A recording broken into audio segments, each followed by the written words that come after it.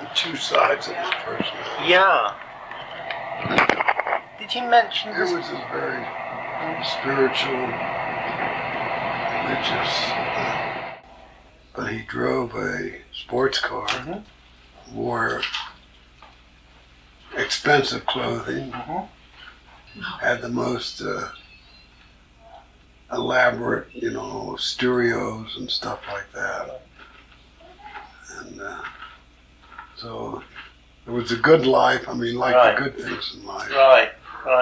And as well as going to see patients in prison and in jail and the slums and meeting with all sorts of, and anybody who was anybody he would somehow knew or managed to contact. Yeah, he really went for the sort of the people at the top, isn't it? Yes, to get things done with a reason. Yeah, right. To change. And really also they were more interesting often. And So you were his family. yeah. That's what it felt like. Yeah. In New York, he was at all of our seders, and weddings. Well, I told Paul that Mike went to St. Thomas when John died. Yeah. He died when I was in the hospital with the bird. Yeah. They didn't tell me until later. He was a mystic.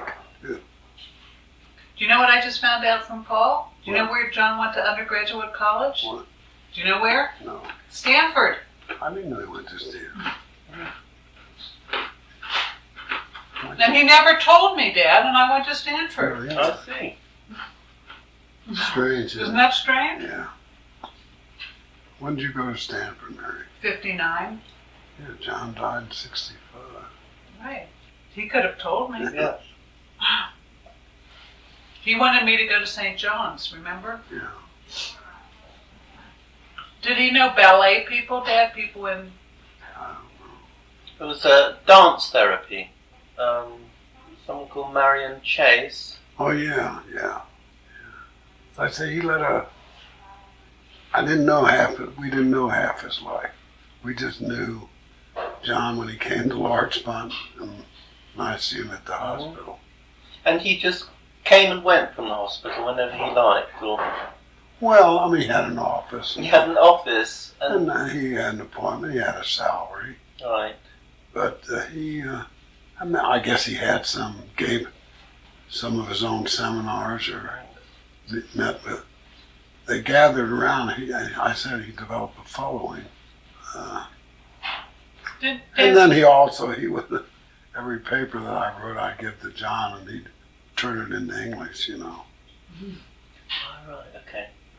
Didn't he kind of treat schizophrenics differently? I mean, talking to them, or, Yeah, well, it was a standby to have a trusting relationship, to be there. I don't think that had anything to do with psychodynamics. It was purely relationship. And not that he didn't know all the ongoing theories of the time. But, Yeah, it's very well read. Yeah. I can see that from the books that he Yeah. that he left. Yeah, look, they named the building after him. Yeah, At Einstein? They named a building the after Bronx. I didn't know that. Hospital. Yeah. I went up there.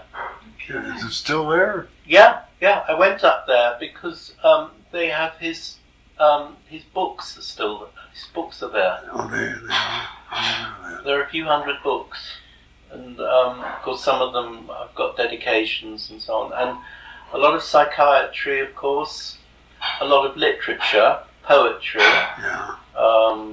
Stephen spent a lot on ballet, on the sort of the Russian ballet in the 20s, Nijinsky, and on religion. Those are the sort of four sets of things. It's very interesting to see his books, actually. What was he, an Episcopalian or? Well, I think it must have been. I mean, at one stage he describes himself as Anglican. When he's again, that's his Canadian Forces record. But he must have been born. I mean, I would have thought at least it would have been an American. Wasn't his father a high official in Shell Oil Company, or don't you know? And he's got his father's name, and originally he calls himself John Thompson Jr. Yeah. Oh, that's interesting. But he doesn't do that later on. And for instance, I never knew he had a family. I was telling that to Paul. I never knew he had a family. He had a sister, Margaret. He had a brother. It's like... We never knew that until he died. And so all these different parts came together when you organised the memorial meeting. Yeah, that's right. His brother came from Texas. He Right. looked like a cowboy. I see. And then his brother, I think his one brother, was a homosexual. Oh. Then his sister, Margaret. I don't know who else. But just because his brother was a homosexual, what kind of career did his brother have? I don't know. I thought he was in business. I think he thought he was a broker. Oh. Oh. I don't know. But we never met them. Never knew he had a family. Oh, well, that's right. Never knew he had a family. Paul told me he was sent to boarding school in Switzerland when he was in, I guess, high school or ninth grade. He was small as a child, and then in Edinburgh, and then somewhere near Edinburgh. Edinburgh. Yeah. It was kind of like he had to invent himself and be independent at a very young age in a certain way. Did he publish literary articles? Yeah, I think he wrote. There was I forget the name. I was trying to think of a British journal. Magazine. Brainbridge or Brainbridge? What? Forget. Literary journal. Blackwood. Yeah, that's right. Blackwood. Okay. Yeah, I think he wrote I think he had a story in there. Right. Somehow. You found it? No, I will look. Now you can. Yeah. And whether it was true, but you couldn't tell whether it was fantasy or true with John. I mean, the things he did were, to the ordinary human being, would be fantasy. Right. You know. Dan, isn't there a story about something that happened to him in Mexico? Yeah, something about murder, or I don't know, or I forget. I really forget. Maybe Mike would remember. He did go to Mexico, didn't he, periodically? I think so, yeah. So he kept in touch with his parents. Of course. He never told me about Mexico. I had no idea. He never talked about in front of us, me, anything. I'll tell you a cute story. Certainly, yeah. My daughter Liz, how old was Liz? When was the Nobel Prize was awarded in the late 50s, I guess, to a Belgian priest named Father Pierre. Father Pierre had set up some sort of a sanctuary for people who were wandering around Europe. And there was a big story in Life magazine at that time. So I guess my daughter Liz was 12, 13, something 11, 12, 13, 14. And Liz had some of her friends were over, and Liz began talking about how mad she was that the Nobel Prize was awarded to Father Pierre instead of our friend John Thompson. And one of Liz's girlfriend says, "Well, what does John Thompson do?" And Liz says, "Oh, I don't know. He's some sort of a saint." Yeah, very good. Very good. That's how we all thought of it. Yeah, I think that's good. You sure that wasn't me, Dad? Are made in the fridge. Are you sure that wasn't me, not Liz? No, it was not. Okay. Well, we both thought it. Okay. Some sort of saint. What does he do? What do saints do, right? Did you met this poem that Auden wrote called "The Age of Anxiety"? Yeah. He's in it. Did he talk about that? No. No. John's in it? Yeah. Yes, he's definitely in it. He's in it as a character called Malin, who's a Royal Canadian Air Force intelligence officer.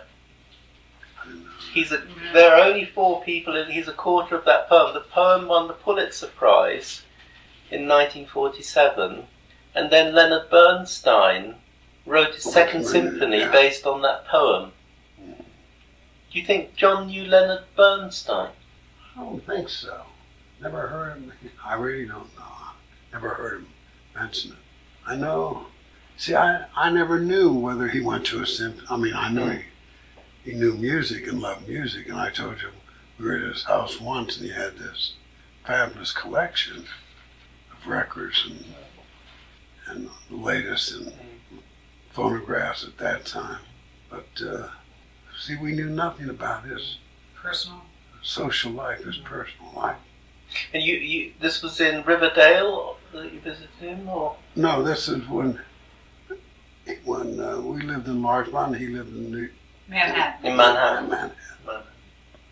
And he had his own private practice as well. Yeah, he had an office in this apartment. He had a nice apartment. I think he was probably people from the faculty referred tough cases or schizophrenics. So he would take on, visit, as I said, people in jails and those who were sort of abandoned or nobody wanted to see. It does make it seem like he felt abandoned by his parents when they sent him to boarding school from Mexico to Switzerland. That's quite a leap. Yeah. Was he the oldest, John? It's interesting. He may have been, but I'm just not sure. I don't know enough about the family. I have an obituary from the New York Times which mentions the names of his brothers. I don't remember that even. Yeah, there was an obituary. I think he knew Dorothea Day. Oh yes, he talked about her a lot. Yeah. He was a good friend of hers. Do you know who she is? Dorothea Day? Oh, she's like one of the most famous New Yorkers.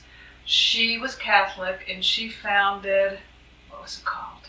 Okay, in the Bowery, for the down and out. So it was a sort of Catholic welfare. Right. Yeah, that's right. Yeah. Right. She was a friend of John's. Yeah. He talked about her. Yeah. Yeah, he would hang out there. Yes. He'd probably pick up people from the Bowery. Right. Okay, so he must have. It's like they were fellow saints. Yes. And there was a committee for the rehabilitation of victims of man-made disasters. This was for the victims of the Nazi human experiments.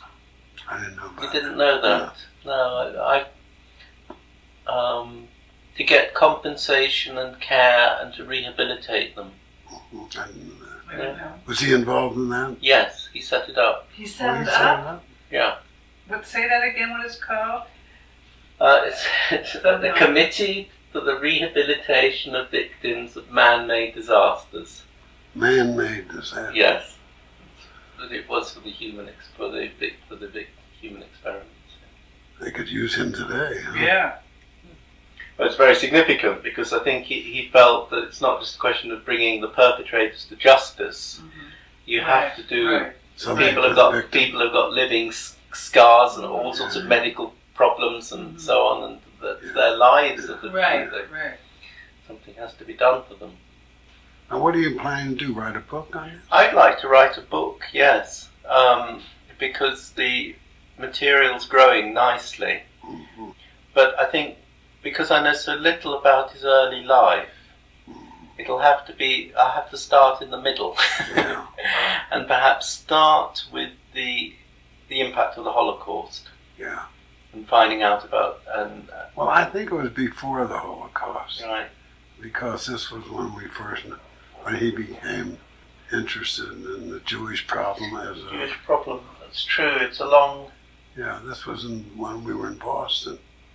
So he had a strong sense of foreboding, but at that time he was committed strongly to scientific research.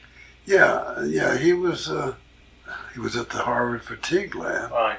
And I think he was taught physiology at Swarthmore. Right. And, but then it's the way he dropped pure research. Did he ever have any psychiatric training, actually? Yeah. He never did he? No, the only, as far as I can see, it was because of his interest in oxygen deficiency and schizophrenia that brought him to the fringe, just to the fringes of psychiatry. But he definitely didn't. Yeah, but he was at Yeah, that's right. He was offered a chair of physiology in Ottawa, but he turned that down. A chair in Ottawa, Canada? Yeah. He was offered that in 46. It was a choice between that and UNESCO, but he was much keener on UNESCO. Mm-hmm. And I didn't know either. I had this scheme for an international university to be sited in Germany, and he was really interested in therapy for the Germans. One thing was disappointing to us was that he never visited Israel. I don't know why. Yeah, you invited him, did you? Yeah, I think so. Yeah. It's interesting, our relationship. I always felt that between John and me was one normal person. So I was sort of grounded in reality. He was floating in the air. That's an exaggeration, but I was, I was very proud of myself for inviting him to join the department, especially at a time when we were trying to get basic science, And it's a very successful department. Yeah.